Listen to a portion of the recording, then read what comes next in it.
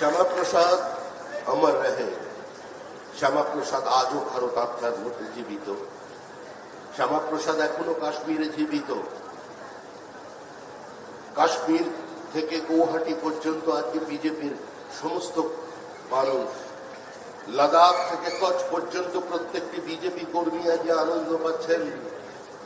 যেখানে যেখানে জয় অপূর্ণ ছিল, দলের প্রতিষ্ঠাতা শ্যামাপ্রসাদের মাটিতে সরকার তৈরি করা যায়নি। যেখানে শ্যামাপ্রসাদকে অপাঙ্কেও বানিয়ে দেওয়া হয়েছিল, শ্যামাপ্রসাদের দলের কর্মীদের রক্তাক্ত ক্ষতবিক্ষত করে দেওয়া হয়েছিল, আজকে সেই দল যাদের 2016 থেকে 323 জন কর্মী, 33 জন কর্মীকে খুন করবার পরেও আজকে এই দল সরকারে এসেছে মানুষের সমর্থন নিয়ে, মানুষের আশীর্বাদ নিয়ে। অনেক মানুষ আসবেন, অনেক মানুষ চলে যাবেন, কিন্তু নির্দিষ্ট মতাদর্শ থেকে যাবে।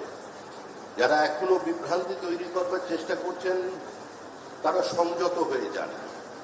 যারা মনে করছেন বিজেপির পতাকা হাতে নিয়ে নিজেকে আবার এলাকায় কাউন্সিলর হিসাবে প্রতিষ্ঠিত করে দেবেন, তারা ভুল করছেন। আমি শুনলাম কামারহাটি মিউনিসিপ্যালিটির নাকি পরিবর্তন হয়েছে, আমার কাছে খবর আসেনি। কেউ নাকি ওখানে চেয়ারম্যান হয়ে গেছে। কে কোথা থেকে চেয়ারম্যান হয়ে গেছে? সংযত হয়ে যান। এখনো পর্যন্ত পার্টি কিছু ব্যবস্থা নেয়নি। এখনো পর্যন্ত মুখ্যমন্ত্রী শুভেন্দু অধিকারী সংযত হয়ে তার ধৈর্যের পরিচয় দিয়ে যাচ্ছেন। পার্টির ভিতরে হোক আর বাইরে হোক, যদি কেউ মনে করেন ভারতীয় জনতা পার্টি এটা কোনো সেবাশ্রম হয়েছে, যদি কেউ মনে করে থাকেন যে বিজেপি একটা হরিনামের সভা, যে কেউ আসবেন, যে কেউ নিজেকে কাউন্সিলর বানিয়ে ফেলবেন কলকাতা কর্পোরেশনের, বরানগর, কামারহাটি, বিধাননগর কর্পোরেশনের, পার্টি চুপ করে মেনে নেবে, এটা হতে দেওয়া যাবে না।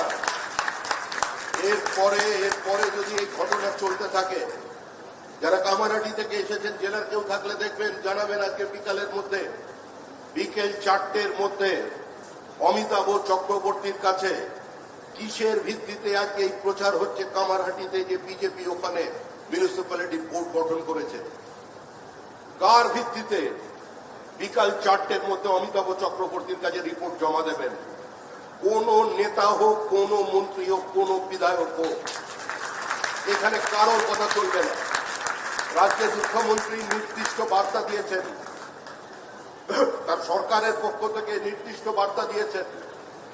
মিউনিসিপ্যালিটি কর্পোরেশনে যখন অচল অবস্থা তৈরি হয়েছে, সেই অচল অবস্থা দেখবার দায়িত্ব পশ্চিমবঙ্গ রাজ্য সরকারের, ভারতীয় জনতা পার্টির নয়। এখানে সরকার এবং দল আলাদা। এটা বিজেপির সরকার নয়, পশ্চিমবঙ্গ রাজ্য সরকার। সুতরাং যা সিদ্ধান্ত নেবেন মুখ্যমন্ত্রী নেবেন, যা সিদ্ধান্ত নেবেন সংশ্লিষ্ট দপ্তরের মন্ত্রী নেবেন, মন্ত্রিসভার প্রত্যেকটি সদস্য নেবেন। বিজেপির কোন নেতা, কোন কর্মীর অধিকার নেই এই ডিফান মিউনিসিপ্যালিটি, ডিফান জেলা পরিষদ, ডিফান পঞ্চায়েতকে নিজেদের মতো করে চালানো।